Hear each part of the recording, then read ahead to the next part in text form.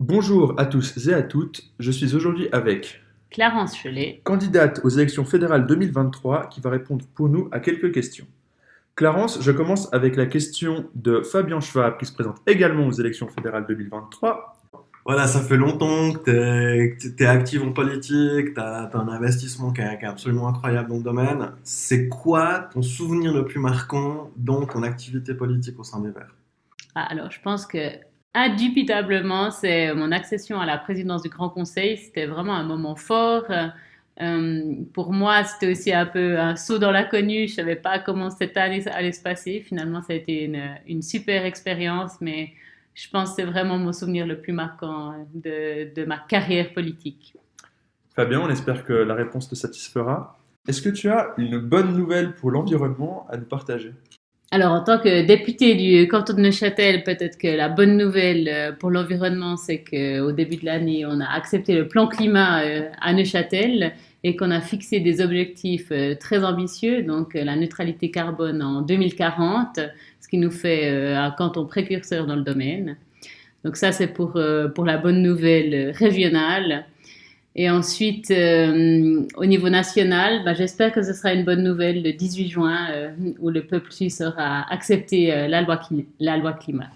Alors pour ceux qui nous écoutent a posteriori, on enregistre le 26 mai, donc on n'a pas encore les résultats de cette votation. On change un peu de thème.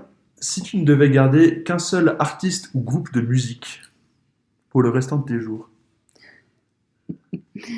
Alors là, c'est dur. Bon, je pense quand même que ce serait les Beatles. Moi, je suis assez du style à écouter des vieux groupes de musique et les Beatles sont assez intemporels. Donc, je pense que ce serait eux aussi parce que j'espère que je ne serai pas toute seule à les écouter. Et puis les Beatles, je crois que tout le monde les aime. Donc voilà. Est-ce que tu as un morceau particulier ou un album qui t'a marqué plus que les autres dans leur discographie? Alors moi, c'est vraiment les premiers albums que je préfère. Plus ça va, moins j'aime. Plus ça devient sophistiqué, moins ça me plaît. Je te propose une tribune là pour passer à un coup de gueule public. S'il y a quelque chose que tu te retiens depuis quelques temps, c'est maintenant. Je me retiens de beaucoup de choses depuis une année où j'ai dû justement assumer la fonction de présidente du Grand Conseil et donc ne pas faire de coup de gueule outre en lien avec le Grand Conseil. Alors, du coup, j'en ai quelques-uns des coups de gueule, mais je pense quand même qu'un des derniers, c'est la décision du tribunal fédéral d'invalider l'initiative pour des transports publics gratuits, donc l'initiative fribourgeoise pour des transports publics gratuits, parce que je pense que c'est vraiment irresponsable à notre époque où justement on devrait vraiment accélérer la transition, notamment la transition entre le trafic motorisé et les transports publics vers les transports publics. Et je pense vraiment que cette décision du tribunal fédéral, c'est une catastrophe. Ça va pas du tout dans le sens voulu. Ton métier de rêve quand tu étais petite? Pendant longtemps, j'ai voulu être vétérinaire. Je pense comme à peu près la moitié des enfants sur cette planète. Et finalement, j'ai choisi mon métier vraiment très tard. J'ai eu différentes aspirations, mais je crois que c'était toujours dans le domaine scientifique. Est-ce que tu as une insulte préférée?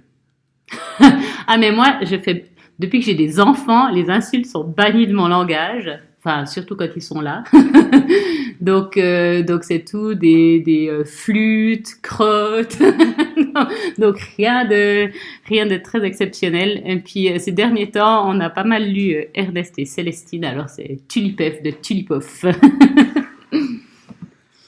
Est-ce que tu as un film ou une série qui t'a marqué en particulier? Bon, je pense que comme la plupart des écolos, Don't Look Up dernièrement, ça a marqué les esprits. J'espère que ça a aussi marqué les esprits justement des gens qui sont pas comme nous, avec des convictions fortes depuis longtemps.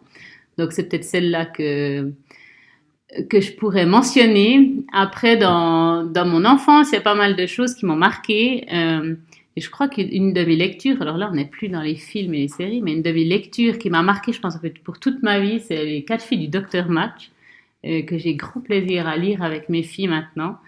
avec des personnages féminins forts. Alors, bien sûr, c'est désuet parce que ça s'est passé il y a très longtemps, mais malgré le contexte, c'est un livre super féministe et puis je pense que ça m'a inspirée depuis mon enfance.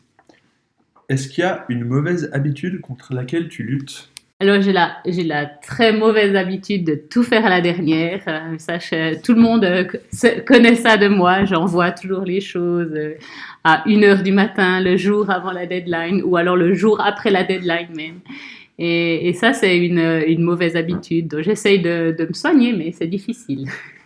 Je te propose encore de poser une question pour Fabien Fiva, qui est aussi candidat, cette fois au Conseil national, mais aussi au Conseil des États. Fabien, quel est l'endroit dans le canton de Neuchâtel où tu préfères te rendre?